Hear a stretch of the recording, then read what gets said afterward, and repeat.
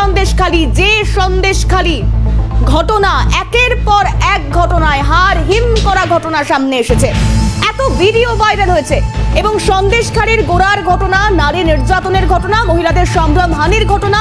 মহিলারা বলেছিলেন, তারা চেয়েছিলেন একবার এ রাজ্যের মহিলা মুখ্যমন্ত্রী মাননীয়া সন্দেশখালীতে আসুন, অন্তত একবার আসুন। তিনি গেলেন না। তিনি কাদের পাঠালেন? শাসকের পক্ষ থেকে হাতিয়ার করে পাঠানো হলো, ঢাল করে রাখা হলো সুজিত বসু, পার্থ ভৌমিকদের। আর সেই মাননীয়া তার নির্বাচনী তালিকায় রাখলেন বসিরহাট কেন্দ্রকে প্রচার তালিকায়, এবং সেই বসিরহাট কেন্দ্রে তিনি আজ প্রচারে গিয়েছিলেন ঠিকই, কিন্তু যাবেন যখন করছেন তখন সন্দেশখালীর মা বোনেরা এই বসিরহাট যাওয়া কিন্তু সন্দেশখালী অবধি না যাওয়া নিয়ে কি বলেছিলেন শুরুতেই একবার আপনাদেরকে শোনানোর চেষ্টা করি, শুনুন। থেকে 60 কিলোমিটার বসিরহাট, সন্দেশখালী আসতে আমাদের বেশিক্ষণ লাগে না। তো দিদি আসছে না কেন? আমরা দিদির সঙ্গে কি করেছি? আমাদের এত অত্যাচারিত নারী আজকের আন্দোলন করছি, তা আমাদের পাশে দিদি দাঁড়াচ্ছেন না কেন? একটা পুলিশ প্রশাসন নেই, দিদি নেই।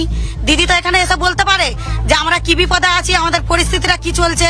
দিদি আসছে না কেন? আমরা দিদিকে দেখতে চাই এখানে সন্দেশখালী। কেন যাবো না? দিদিদের তো গুন্ডা বাহিনী অনেক আছে, আমাদের উপরে অত্যাচার করতে পারে।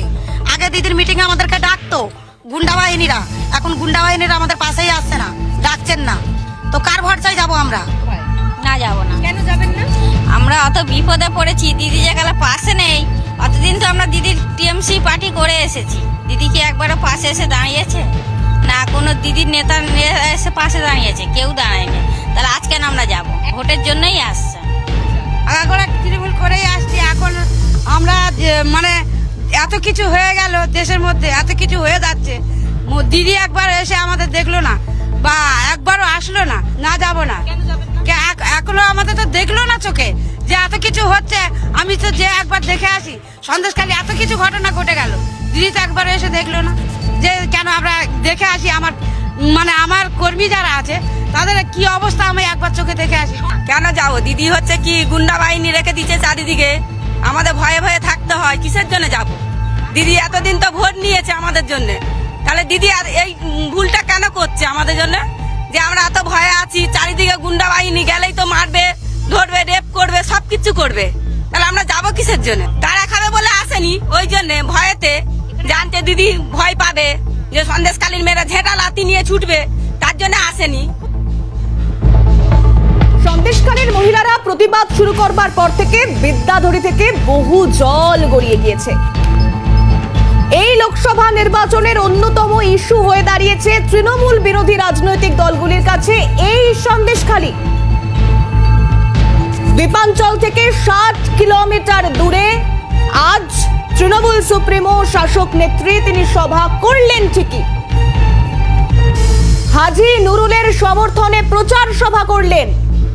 সেখান থেকে সন্দেশখালীর ঘটনা নিয়ে যেমন ইউটার্ন নিতে দেখা গিয়েছে মুখ্যমন্ত্রীকে, তেমনি কোন শর্তে তিনি সন্দেশখালীর মা বোনেদের সঙ্গে দেখা করতে যাবেন সেটাও একবার শোনাই আপনাদের। এতগুলো দিন পর কি শর্ত রাখলেন মাননীয়া, শুনুন। আমি বিশেষ করে আজকে বসিরহাট নিয়ে, লোকসভা নিয়ে বলতে এসেছি যে আমি প্রথমেই বলবো সন্দেশখালীর মা বোনেদের জন্য আমি নিজে যা ঘটেছে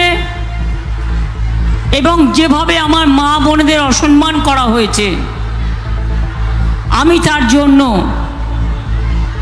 আমার হৃদয়স্থল থেকে আমি মর্মাহত, আমি দুঃখিত। মা বোনেদের নিয়ে অসম্মানের খেলা আর কেউ যেন না খেলে, এটা মাথায় রাখতে হবে। বসিরহাটে হাজী নুরুল যেদিন জিতবে তার কয়েকদিনের মধ্যে আমার প্রথম ভিজিট এবার সন্দেশখালী হবে। তার কারণ আমি আপনাদের দেখতে যাব। যদি হাজী নুরুল না জেতেন, যদি বসিরহাট লোকসভা কেন্দ্র থেকে বিজেপির প্রার্থী রেখা পাত্র, অন্যদিকে সিপিএম এর লড়াকু নেতা রয়েছেন নিরাপদ সর্দার, যদি তৃণমূল ভোট না পায়, যদি না জিতে যায় তৃণমূল কংগ্রেস, তাহলে কি এই সন্দেশখালির দিকে ভুল করেও পা বাড়াবেন না মাননীয়া? এই প্রশ্ন ওঠার পর যখন আমাদের প্রতিনিধি শটাং একদম দেরি না করে শটাং পৌঁছে গেলেন সন্দেশখালি, ধামাখালি, তুষখালি সহ একাধিক এলাকায় যেখানকার মানুষজন শুধুমাত্র মাননীয়াকে চেয়েছিলেন তাদের কথা শোনানোর জন্য, অভিযোগ জানানোর জন্য, সেই মহিলারা কি বলছেন শুনুন। অন্তরে ব্যথা, তার সাথে কিসের কথা? যদি বা কইব কথা তবু না যায় আমার মনের ব্যথা। তা যে ব্যথা দেয় তার সাথে কথা কইতে নেই, যে দেয় অন্তরে ব্যথা তার সাথে কিসের কথা? যদি বা কইব কথা তবু না যায় আমার মনের ব্যথা। তা যে ব্যথা দেয় তার সাথে কথা কইতে নেই। এটা ভালোভাবে নিচ্ছি না। কেন নিচ্ছেন না ভালোভাবে? কেন নিচ্ছি না? তার কারণ উনি যদি ক্ষমা প্রার্থী তো ক্ষমা প্রার্থীই হবেন, উনি আর একজনকে দায় দিচ্ছেন না। টিএমসি তো হচ্ছে কি এরকম, টিএমসির লোকরাই তো এরকম করছে। তাহলে দিদি দেখে শুনে সবকিছু দেখতে পাচ্ছে তো দিদি বসে বসে মানুষের কি অত্যাচার হচ্ছে। তাহলে জুতো মেরে গরুদানটা করা কি দিদির ভালো লাগলো? টিএমসির চক্রান্ত, টিএমসির চক্রান্ত না হলে গুন্ডা বাহিনীরা এই ভালো ভালো ছেলে টেদের ফাঁসাচ্ছে, এখানে ওখানে মেয়েদেরকে ধর্ষণ করা হচ্ছে, ওগুলো কি ভুল? ওই যে সন্দেশখালী একটা মেয়েকে ধর্ষণ করেছে বউকে, ওটা কি ভুল? অসম্মান তো মমতা ব্যানার্জি করছে, আমরা তো নয়।